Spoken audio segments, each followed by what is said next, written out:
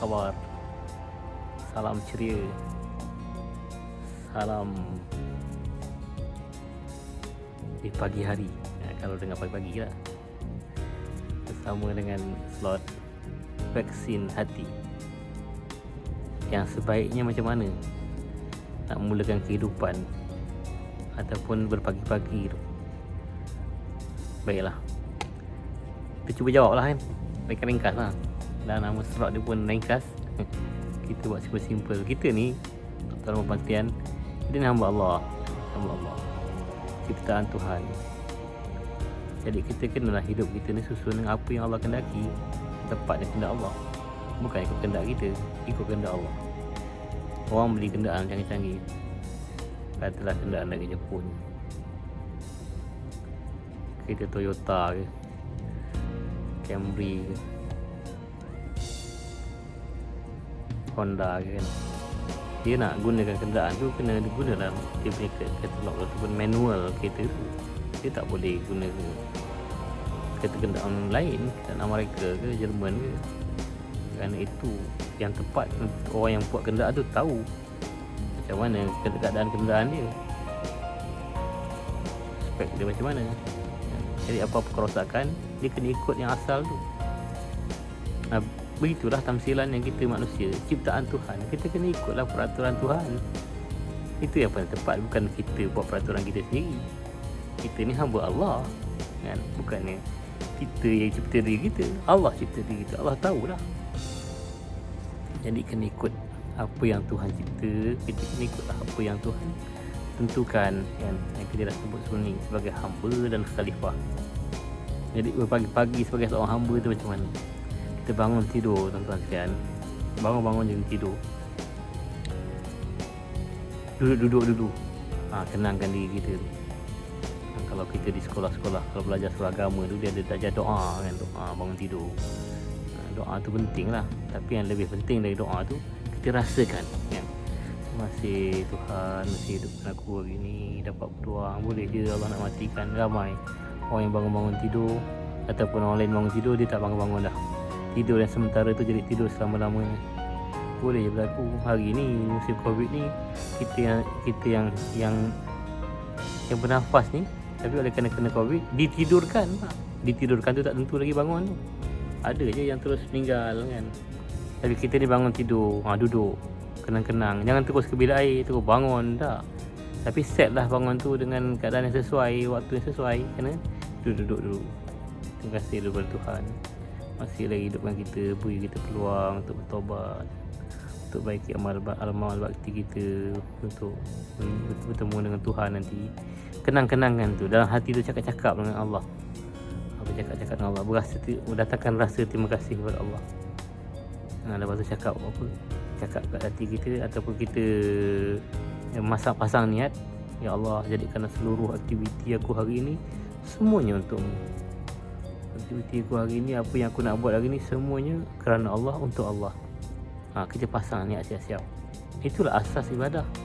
Maknanya kalau kita buat apa-apa pun hari itu, harap-haraplah tepatlah dengan kehendak Allah. Itulah kerana Allah, untuk Allah. Memang kita janji. Kita janji dalam Quran, inna salati wa nusuki wa mahyaya wa mamati lillahi rabbil alamin. Sesungguhnya sembahyangku, ibadahku, hidup dan matiku hanya kerana Allah. Sebab itulah kita mana sempat nak makan, nak niat, nak mandi, nak niat, nak bercakap, nak niat, nak toleh kiri, nak niat kerana Allah, toleh kanan, toleh ke kanan, nak niat kerana Allah, toleh ke kiri, nak. Mana sempat nak marah kerana Allah, niat ketika tu nak niat. Atau nak tegur orang, atau menerima teguran tu kerana Allah. Betul-betul nak kerana Allah tu susah nak buat.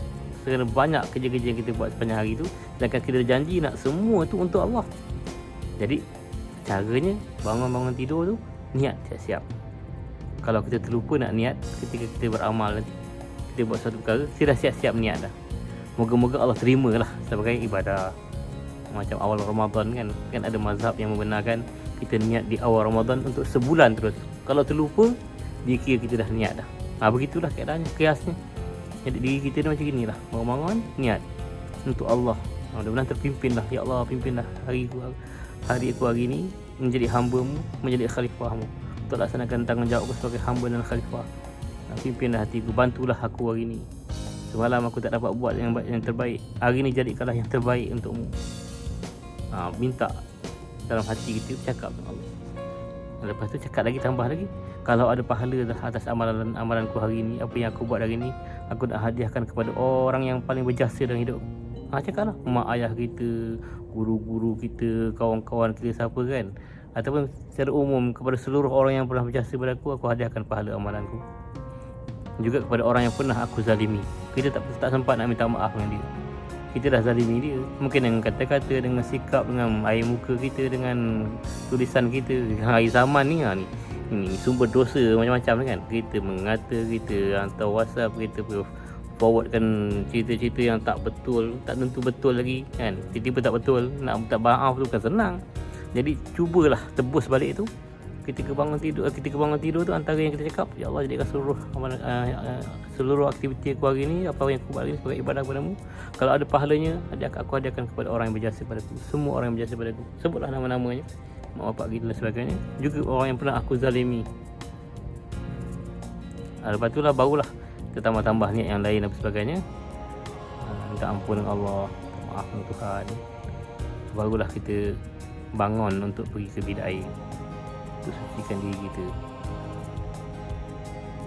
Jadi itu penting, dan kena latih hari-hari. Kena latih hari-hari supaya lunak hati kita tu nak mengendah diri dengan Tuhan, nak mengendah diri dengan Allah SWT. Kerana kita tak mampu, tuan-tuan sekalian. Kita tak mampu. Yang hati kita ni milik Tuhan. Kalau tak betul-betul lah kita minta dengan Tuhan, hati kita habislah, direbut oleh syaitan. Hati ni direbut oleh syaitan dan malaikat. Malaikat membawa ilham dari Tuhan, syaitan ni membawa segala macam hasutan-hasutan untuk kita jauh dari Allah SWT. Dendamnya pada manusia ni, dia bawa kita macam-macam. Kat mana di tempat rebutan tu? Di hati lah. Sebab tu kita kena jaga hati ni, yang bukannya mudah. Waktu dia sebut nama, disebut perkataan qalb. Ya muqallibal qulub, wahai Tuhan yang membolak. Maksud hati tu bolak-balik kan, benda yang boleh berubah-ubah. Wahai Tuhan yang membolak-balikkan hati. Ya muqallibal qulub, tsabbit qulubana ala dinika wa ala ta'atik. Wahai Tuhan yang membolak-balikkan hati. Hati tu bolak-balik, mudah nak berubah. Kita minta Tuhan tetapkan hati. Tsabbit qulubana ala dinika, atas agamamu, wa ta'atik, dan ketaatan kepadamu. Jadi kita kena faham itu. Lepas tu ada satu makanan Arab Palestin dipanggil maklubah. Dia dah siap masak, nanti dia dengan periuk tu dia bawa dekat talam, dekat dulang, dia terbalikkan maklubah. Walaupun cerita tentang hati pagi-pagi, cerita tentang makanan, seronok lah kita kan. Maklubah, makanan tu dia masuk ke dalam tu ayam ke daging kan, ayam lah selalunya. Dah siap dengan perempah dia dah masak, dia akan terbalikkan periuk tu, dia angkat, maklubah, makan dengan laban. Hati tu macam itulah, dia mudah je berubah. Jadi kita kena awal-awal pagi minta dengan Tuhan. Tuhan tu yang membolak-balikkan hati. Tuhan yang memiliki hati. Lepas tu kena kuat dengan Tuhan, kena kuat dengan Allah SWT, supaya hati kita betul-betul lurus, tepat seperti yang Allah kehendaki. Kerana kita akan dipertanggungjawabkan ke akhirat kelak. Allah kata apa? Yauma la yanfa'u malun wala banun illa man atallaha biqalbin salim. Hari akhirat adalah hari yang tak ada guna harta benda dan anak pinak, kecuali orang yang datang kepada Allah dengan membawa hati yang selamat dari mazmumah, selamat dari sifat-sifat keji. Jadi kita pelihara hati kita, bermula dari bangun tidur lagi, kita dah jaga dah. Kita dah jaga. Sebenarnya sebelum tidur lagi sepatutnya kita bertaubat banyak-banyak. Kalau tak bertaubat sebelum tidur ni, boleh je Allah jadikan kita terlepas subuh, kita terlewat bangun ke, kenapa? Tak minta dengan Tuhan. Allah yang miliki hati tu, minta lah. Ya Allah, tolonglah aku nak jaga, nak bangun sekian-sekian jam untuk kita selesaikan urusan dengan Tuhan di malam hari. Untuk kita berdoa, merintih, merayu, bertaubat, menceritakan hajat-hajat kita, mengadu pada Allah. Itulah hidup seorang mukmin ni macam itu. Malam hari tu ada masa yang diperuntukkan untuk Allah SWT, supaya siang harinya terpimpin hidup dia. Jadi kita nak jadi orang mukmin, jahat macam mana pun kita nak jadi baik.